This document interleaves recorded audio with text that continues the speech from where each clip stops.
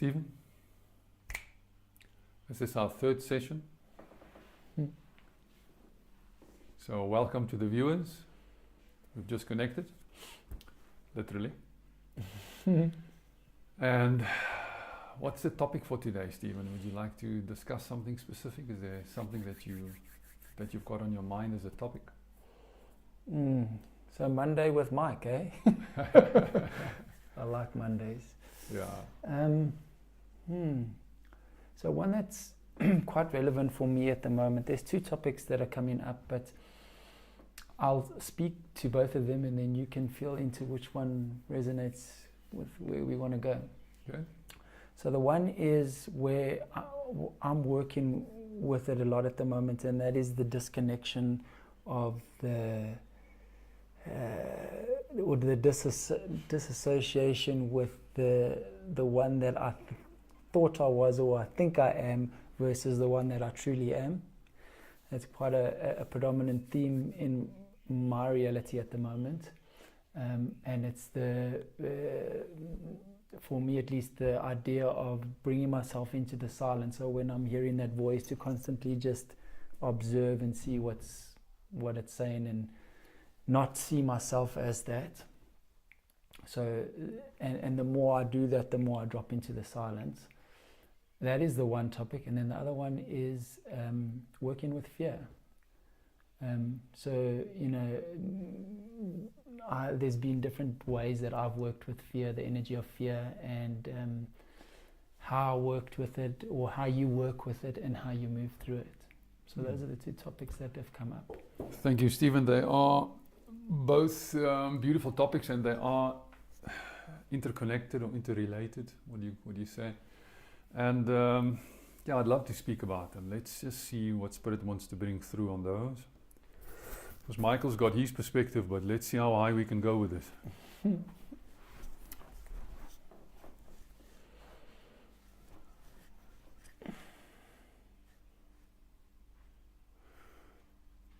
I feel that this topic is always relevant because that is where the planet is mostly, or what the planet mostly needs at the moment, is how to disassociate from the character I call myself. Because understanding there is a self, but this self is not a me, a mine, or it doesn't have a me, a mine, or an I. And it is, I feel, very challenging to use language without using those labels. So let's see if we can explain this in the most clear way so that everybody can understand it, and the simplest way, without making it too complicated or too woo-woo. So because this thing can quickly go woo-woo. Yeah. Where, okay, what does this mean? Am I God? So many things that the mind will attach to this simplest understanding. I personally feel that no matter how much I explain this, it cannot be grasped by the mind. That's the first statement I want to make. It is something that can only be experienced once you have done it. And the doing of it, I feel, can only be practiced through meditation. So this is, meditation for me is the simplest way of getting to the understanding, or even better, to the comprehension of how it feels to split one eye with the other eye. To come into, and I'm using the I here very loosely, but to come into the true and disassociate from the false, to come into the real and no longer be the imagination. So because there is an imagined one and there is a real one. And first, to maybe give a little bit of an explanation of how the imagined one is made, because he's not a creation, he's a making. There's a difference. Let me explain the difference. What is created has got the creator's energy of, it is self-conscious and it can create for itself, because it is part of creation. But this thing is made. The ego is made. And A Course in Miracles actually explains this, where it says that if we look at this, God made the Son, if we're speaking in biblical terms now, in the masculine terms that the Course in Miracles uses. So God made Christ. So let's use that as a label. God made Christ, and Christ made ego.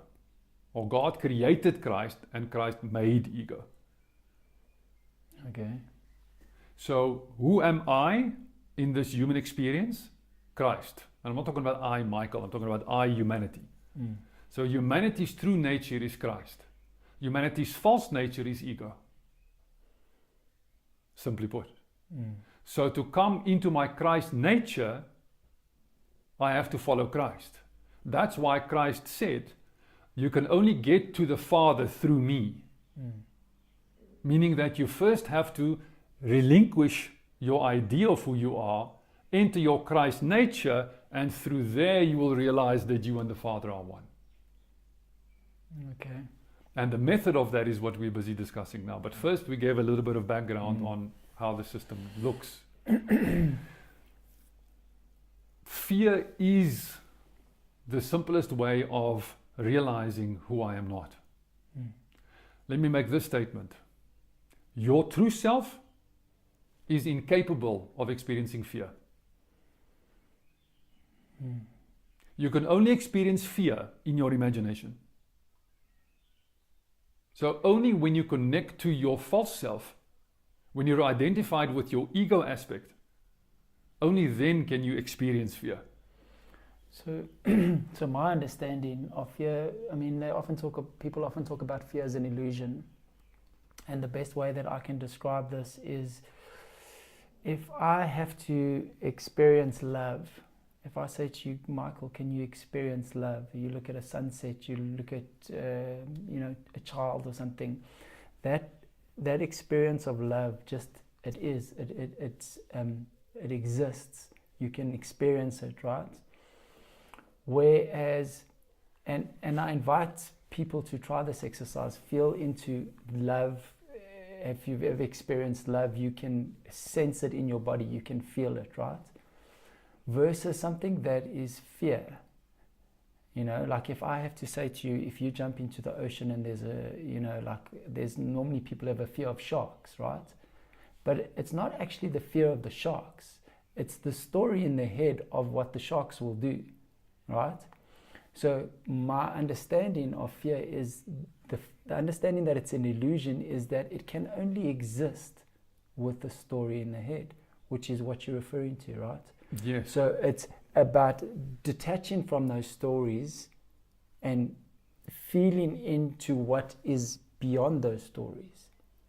And you spoke about meditation, and for me, meditation is where I learn that ability, right? But that meditation doesn't necessarily only have to be when I'm sitting down. I bring that meditation into all of my life. So when I feel myself going into a story, I go, whoop, hang on, let's just watch this for a second. Now that's what you said there is actually the key, because we're getting more to the method of how. But I first feel I need to give a little bit more meat put a little bit more meat on the story, on the bones. Okay. We of the statement, the true I is incapable of experiencing fear. So now by making that statement, I then can say that when the thought comes into the mind, I am afraid, then I know it's not me. Because I cannot experience fear. So the I that is then experiencing fear is my inner child or my imaginary character, the character I call myself, the one that is still identified with the body and the emotions and the mind. So that I is fully capable of experiencing fear. So if the true I, which is the one that notices the thought that says, I am afraid, or what if this or what if that, and then fear is experienced in the body, because that's very real. The fear that is experienced is extremely real. So to say to someone that is still connected to that aspect that fear is an illusion, they will laugh at you. For them, it's extremely real. But if you have if you have the exercise or the awareness now that it is an illusion, when you have that experience, you can now observe that, hang on, I am having this experience, this visceral, this very real experience in my body, but what is the thoughts that is attached to it? Because then I can start making the connection that, oh, hang on, the fear is as a result of this thought that I'm attaching to. Exactly that. That's spot on. But now again, here you look at the attachment. So what is attachment? Just to make it easier for everybody that's listening and watching this to understand what do you mean by it is this thought that is attaching to it. So if I see this as the true I is pure consciousness that has created a little character in there that I call myself, and this character is an accumulation of concepts. This character only exists because of concepts, because of stories, because it is an accumulation of stories. And stories is something that it's picked up along the way, and that it can look back and it can look forward. But the character does not exist as now. It exists in now, but not as now. Where I exist as now, the character can exist only actually as time, because it exists as memory and imagination, as past and future. So when the character can only feel that fear, as you've said, when it believes the story in the mind. That's attachment. So the belief in the story is now I am attaching my consciousness to the character that I call myself, that believed a thought of this might harm me, because it lives in fear of destruction. Where the real knows that what is real cannot be threatened, the character believes that threat exists constantly. So that's how I differentiate myself from the character I call myself. The character lives in fear of destruction, and in also in fear, and it believes psychological things can also destroy it. It believes that rejection and abandonment and betrayal can destroy it. So it's always trying to protect itself from that. So if you talk about all those different ones, what betrayal, rejection, abandonment, and betrayal, yeah. So each one of those ones would need to come with a story. Yes, that's why I say the character and all of its feelings can only exist as a character of a story. Yes. And in the story, it gets to play specific roles in the story. Sometimes it plays the victim, sometimes it plays the perpetrator, sometimes it plays the savior. But as consciousness, if I can see that, let's put it this way. I've logged into this game, I've put my headset on, and I'm playing a first-person Gran Turismo, or whatever the game is, this Earth game. I'm playing this first-person game, and there are games within games within games within games here. Like for instance, let's see the role that Stephen is playing at the moment. Stephen is playing this Milky Galaxy game, and in this Milky Galaxy he's playing the Earth game. In this Earth game he's playing the Joburg game. In the Joburg game he's also playing the human game. He's playing the man game, and he's playing the husband and the father and the brother and the son and the friend. He's playing all of those games within games within games, you see?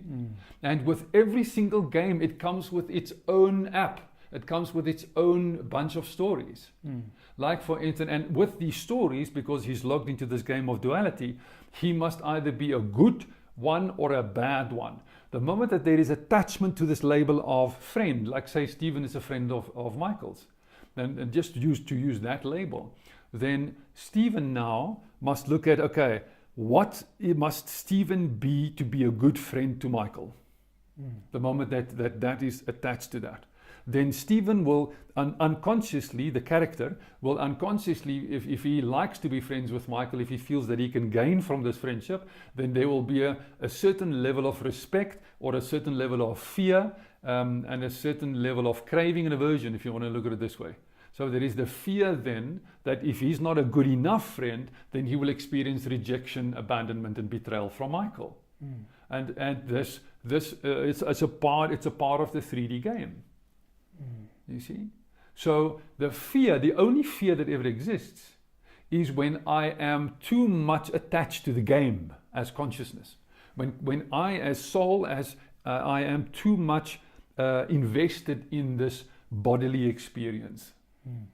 And my investment is I am absolutely attached to this role of human, and this body is all I am, and material things is all I need.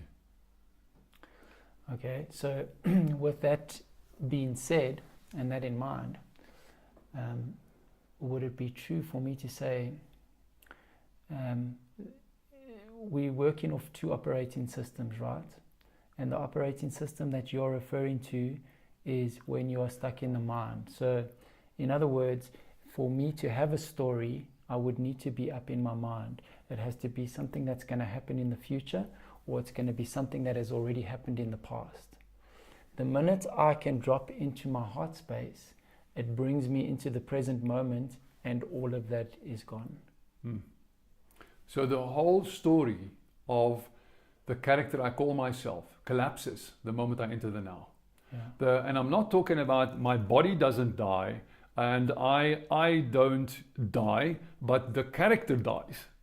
So there is you can call it ego death if you like, you can call it sacrificing your firstborn. I think we've spoken about this before, but the sacrifice of the pride, because the only thing that I as spirit can sacrifice to enter my true self is my pride.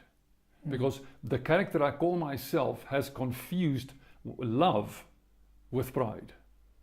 Let me explain that for a second. Again, if I am attached to all of these labels of father, husband, child, friend, like all these labels we just spoke about, all these games within games within games, then to be good at it or to be bad at it, they both serve pride. But I feel that the way that this world perceives me, or the things that I need from this world, I need to make myself enough. I need to be a lot. I need to be more than what I am to be able to survive in the game. Because if I become less, and if that is perceived as weakness, then I don't have a lot of pride, and then I cannot survive in this game. So the old 3D matrix operating system of war, and the sin game, if you want to look at it this way, tells you that pride is who you are. And if you think that you are pride, then, and the way that pride works is, for instance, if Stephen's wife tells Stephen, yeah, you're such a good husband, man. Thank you for everything that you do, and thank you for the way that you bring consciousness into the home, and the way you treat the children, and the way you treat me, and everything that you offer our relationship and our family matrix. I am so proud of you. Then Stephen can perceive that as love. The character I call myself, that Stephen, will see that now I am finally enough because I have done enough. I am doing enough. So now I am enough. So that's why Jesus said, not by your doing can you enter the kingdom of heaven. Because that serves pride. Only by letting go of the character I call myself do you enter the kingdom of heaven. And that is realizing that the two operating systems that we speak of here is, the one is I am not enough and I have to do things a certain way to prove my enoughness, because then I am safe. And that program is never ending. Because it will look for things to do all the time. 100%, because it is looking for its value in the temporary. Yes.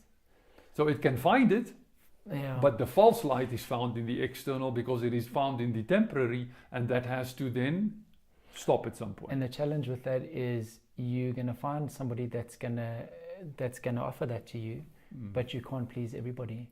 And so then when there's that, brings a whole lot of other emotions involved with that, because now this person likes me, but this one doesn't, but I'm doing the same that I'm doing for this person, and I'm not getting the same response out of this one. And then the most beautiful thing that I found about the operating system of the false matrix is, at its core, it runs on the program that says, what is wrong with me?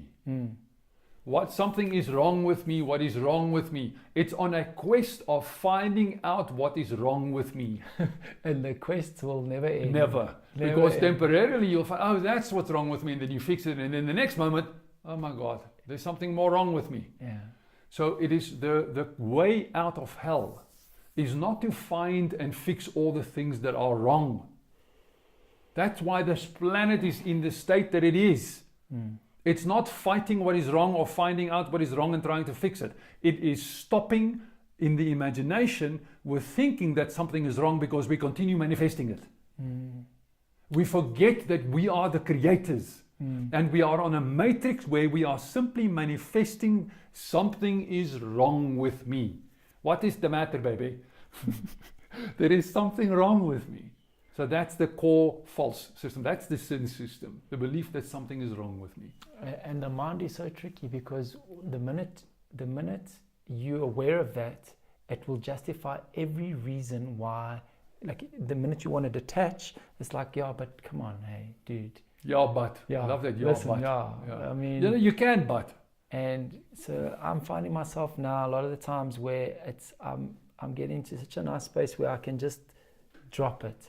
And I can hear it's like it carries on. It just carries on. But I'm no longer believing that I'm it. Yeah, it's almost like the radio is on in the background and I'm just going.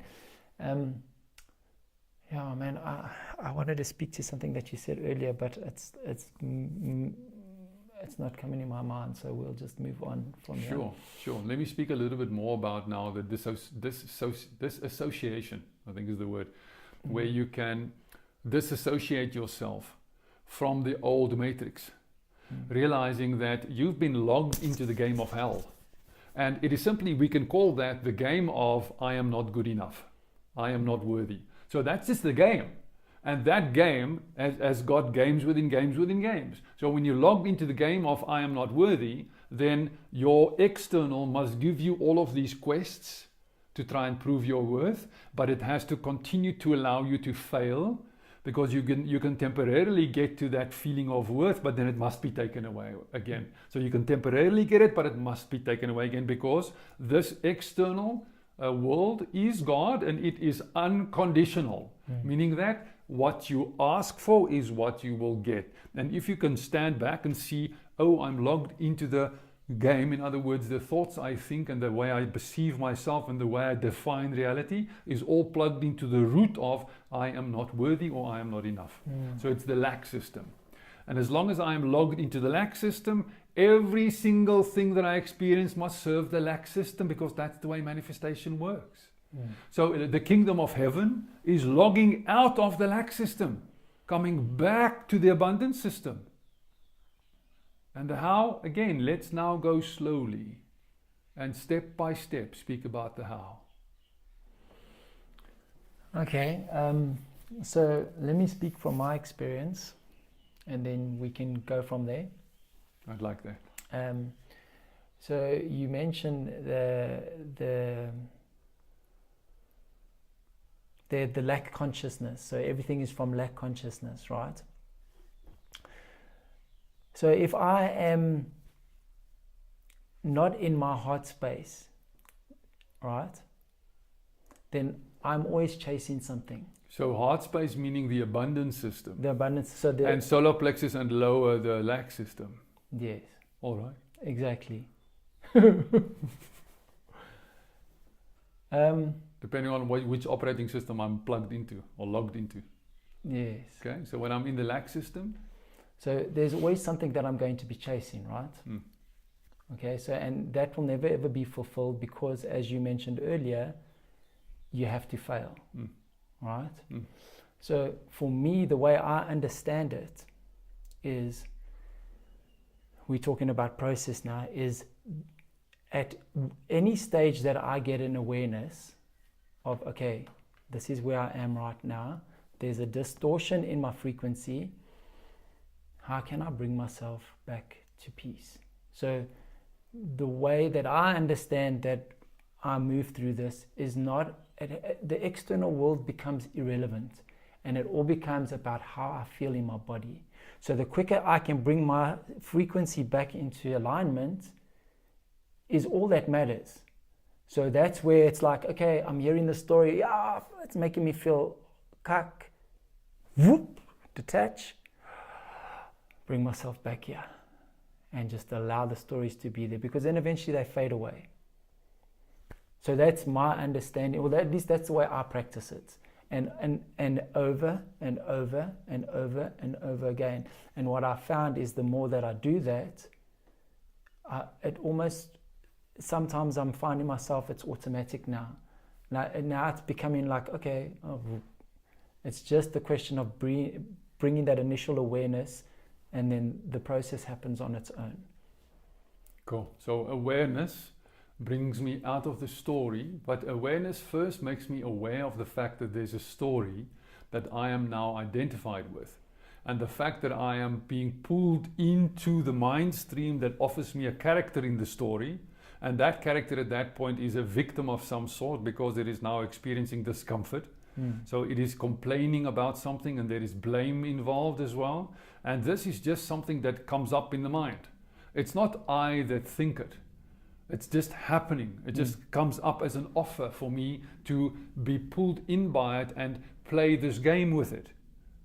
And the way that I feed the stories is by consciously or unconsciously, but being logged into it. In other words, my energy and my attention goes into the story, and my belief is what feeds it. Because my belief says that anything about the story that is now being offered is true. There is value here. Where the method that you speak about, I'd like to tweak it just a little bit, if I may. Something that came up where you said that the external becomes irrelevant. That statement can be misunderstood by the viewers. Okay. So I feel that the external is always absolutely irrelevant.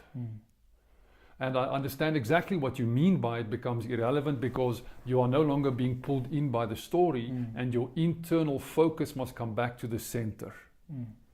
But if I make the external irrelevant, then it's as if I'm kind of bypassing it, or saying that you don't matter at the moment, or you don't matter as Stephen, you're also part of my external, you see. So, and the chair I'm sitting on is all a part of my external, and it is all spirit, and it is all to be valued, and it is all to be honored, and it's all to be respected. But I do understand what you meant by it, by saying that and I know this is not how you meant it, so that's why, but I just want to clean it up for the viewers. Thank you. Sure. So it's just that you make your internal, I would say, equally relevant at that point. But then the external in this case will be the ego mind and the ego thoughts coming up, offering you this role of shame, guilt, apathy, grief, fear, desire, anger, or pride. So one of those roles that will be in the form of a blame or a complaint will be offered. And that becomes irrelevant. So that's the external that I, as the center, as the internal now, don't take that as something that is valuable to me at this point. So maybe a better way for me to have said it would be where my attention goes, switches from the external to the internal. Yes. So everything is still there, and everything's still relevant, because also what's happening in the external becomes something that offers me a lesson. So I can now see, well, what is it that I'm believing that's creating this feeling? Yeah. So thank you for clearing that. It's not irrelevant, but the focus becomes internally. First of all, to get myself to the center, then to go, okay, now instead of being in the whole situation, I'm now observing the situation. And now I'm in my center, and I can learn from what's going on. Yeah, spot on. So understanding that how to create space between yourself and the character you call yourself is that when you don't identify as being anything, you will find that the character thinks that it is something. And as something, that something is always looking at solidifying itself more. That something is always looking at validating itself, protecting itself, fearing for its existence, fearing for its destruction. And this is the easiest way to see the difference between the one that knows that what is real cannot be threatened, and the one that thinks that it can be threatened. Because all reactions that is felt in the body as a distortion is felt by the core belief system that I can be destroyed. whether it is by your opinion or by your action. And would I, so after that statement, so there's a difference between thinking and a knowing, and the knowing that will not destroy you comes through the experience of feeling whatever that emotion is, right? Does that sound correct? I understand what you're saying, and I know why you're saying it, because the one that is real lives as non-resistance. So the false one is an energy of resistance. And when you feel the distortions coming up in the form of emotions that are uncomfortable emotions that are just distortions, then as the real, you can feel that, oh, there is discomfort or distortion in my field. And it is because of the story. So there is a story in my field. And the story that is in my field is untrue, because it sells me the idea that I can be harmed. Okay, but so that story carries a frequency, right? 100%. Let me finish this thread quickly. Thank you for that. So as the story that comes in, that there is somewhere a belief system that something can harm me, then that is felt as a distortion in my field because it is unreal. And now the real just says, I accept the fact that it is in my field. Let's go into pure presence. Zoom. And as we enter the field of presence, what is unreal cannot exist in the same space. What is real is presence, which is pure consciousness, which is unconditional love. And when something conditional comes into that field, and I give it my unconditional love, it turns into what I give it. If I give it resistance, I feed it, because the one giving it resistance is still the ego. It's still the character. But if I give it non-resistance, so it just comes in, it is what it is. Let reality be exactly what it is instead of what I want it to be. And I just observe it with pure presence, but I do not believe it or become it. There is just observing it without attaching to it. Okay, so I think we've spoken about this before. So the reason I brought up the fact that it's frequency, right? So this frequency comes in, and when you are able to sit in presence, another way to say that is in my frequency. I have a unique frequency. I sit in that, right? So let's say I sit and it's like this. When that distortion comes in and I allow it to be there, my understanding is that I open up my bandwidth. So now when that distortion is around again, I don't even feel it, because I have had that frequency come in, and now I am in the state of acceptance, or I've allowed it, whether it's over a period of time that I've had that stretch happen, but so that stretch will happen. Am I making sense? Yeah, you're making sense. Let me tell you what I make from what you say. Okay. Let me just look at it for a second. Can I just finish what I finish my thought? That'd be lovely. So in other words, the more you are able to sit in presence and allow the untruths to come in, the easier it is for you to be able to be in that, because you have created a bandwidth, or almost like the way I see it is it can be a bandwidth. There's an expansion. There's the ability to see things unconditionally. Love, all of those things encompass the same thing. It's the opening of the heart back to our true nature, which I understand is pure love, love. Yes. So unconditional love. The real is that expansiveness that is equanimous. And equanimity is also unconditional. So when something enters the field of equanimity and I do not grab it, I just allow it to come in and introduce itself, and allow it to pass out again. So it arises and passes. It arises and passes. It arises and passes. But as it arises and I go into it, and I'm like, because I now take the invitation to become it.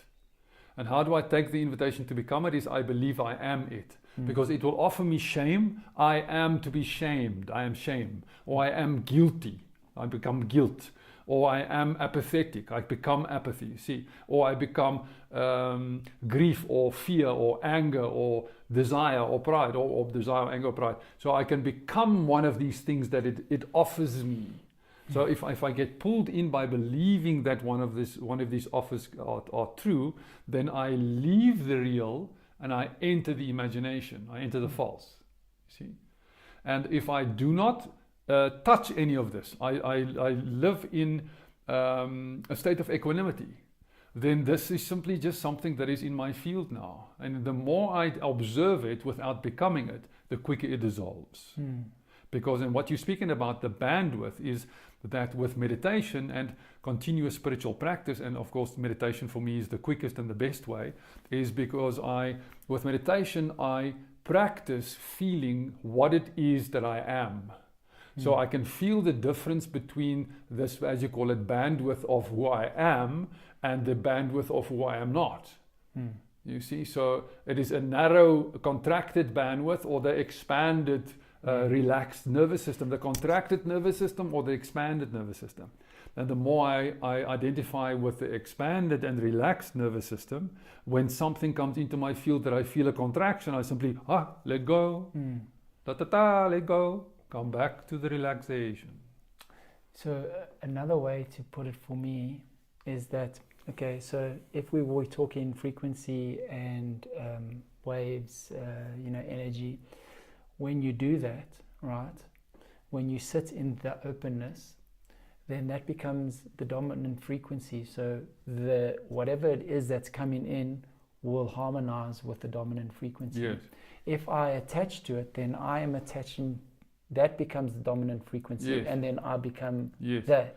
I shrink myself into that and squeeze myself into that low contracted frequency as a temporary experience.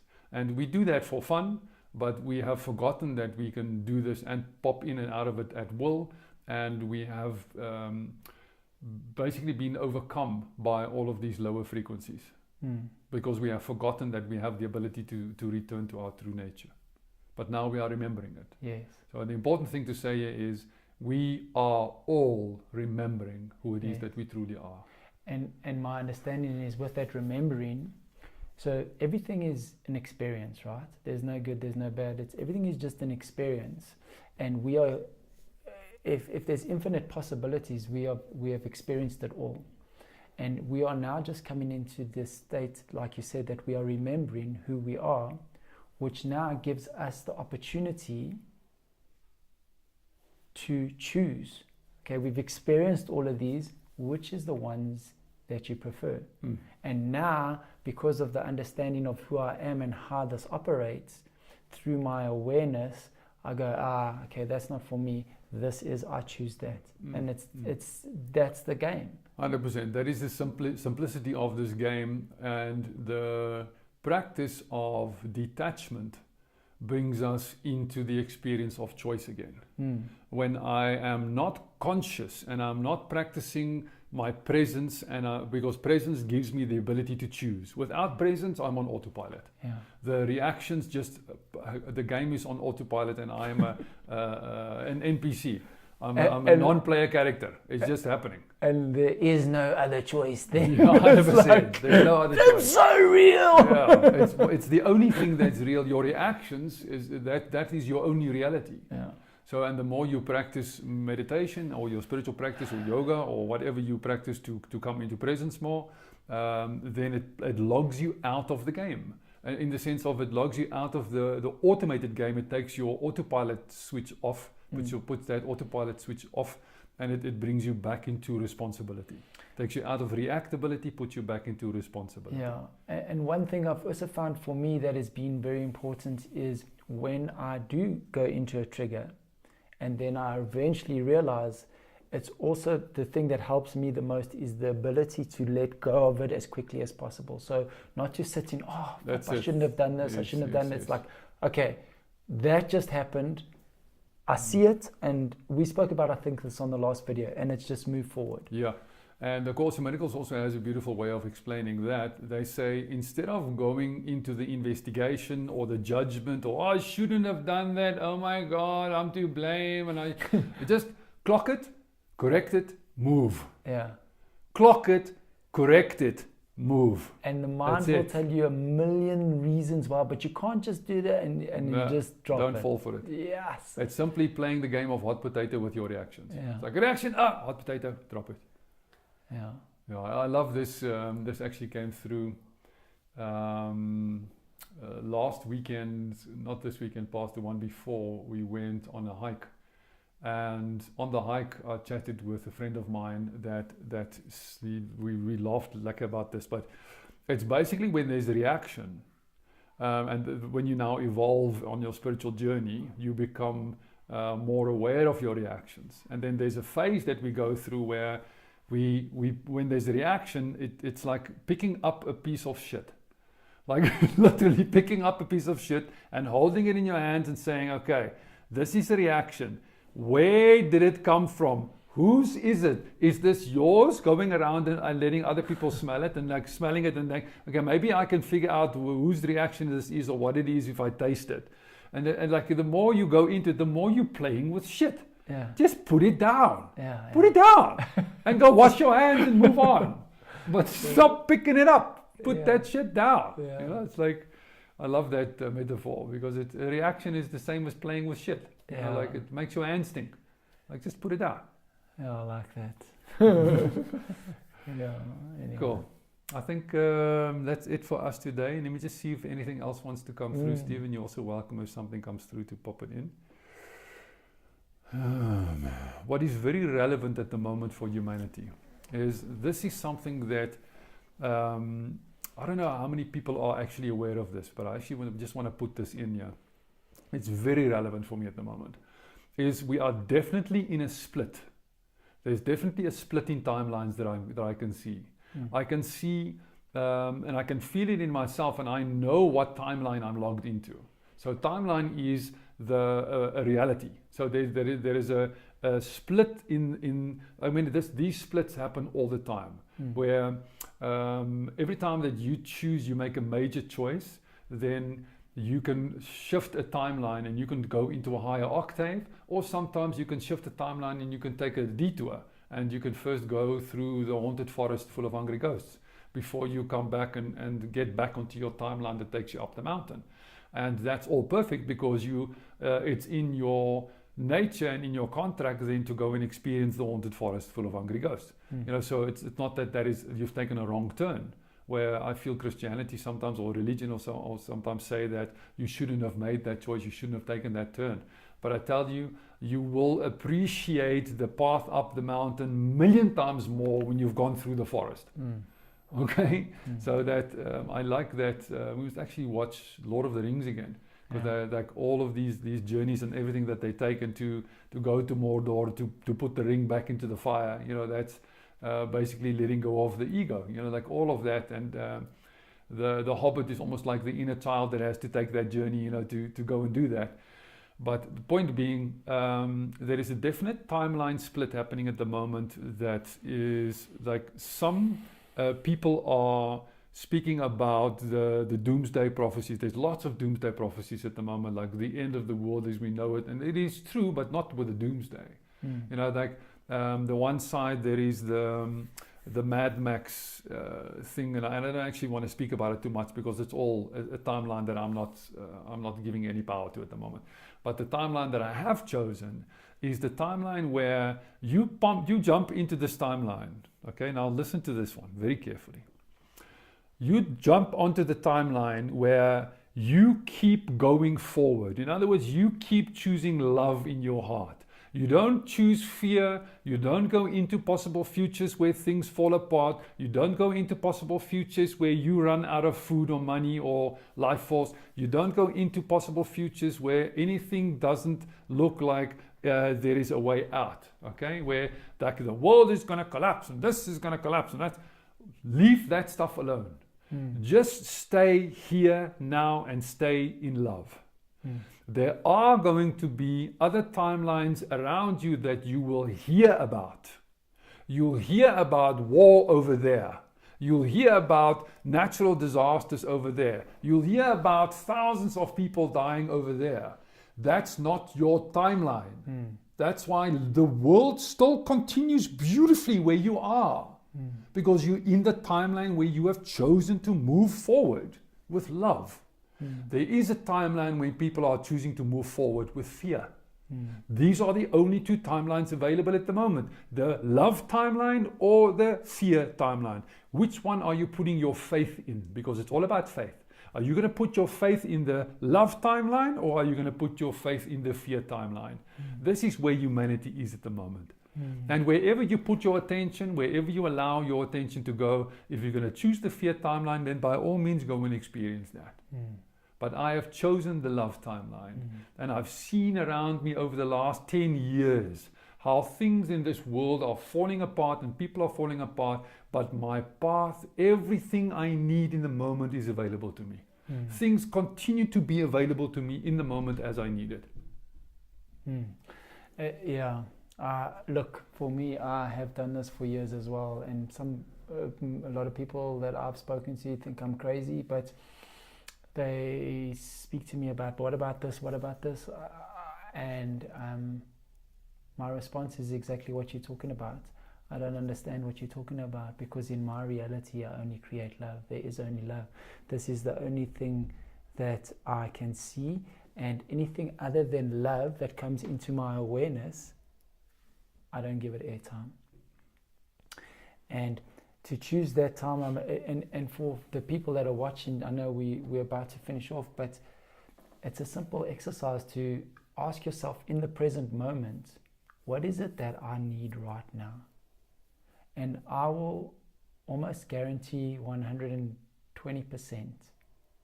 that if you ask that question and you're completely honest with yourself, you will find that there is nothing that you need.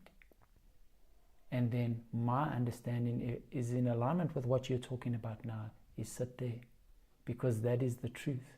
If you look back on any moment in your life, you've always been taken care of. There's been hard times and there've been tough times, but you have always been okay. And that is the timeline that I follow. I want to share something about that. The easiest way where we can use your statement that you just made to let go of my false self is the false self will come up with a need. The true I will say, I already have everything. I already have everything.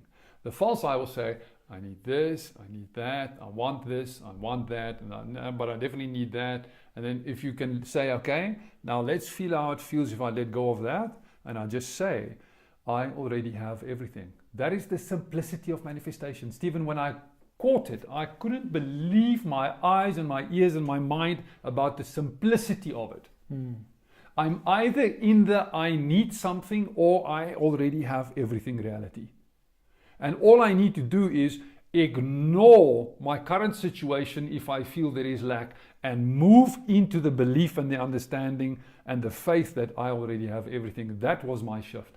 My shift to come out of I lack something into I have everything I need in the moment was simply choosing this and ignoring every other offer.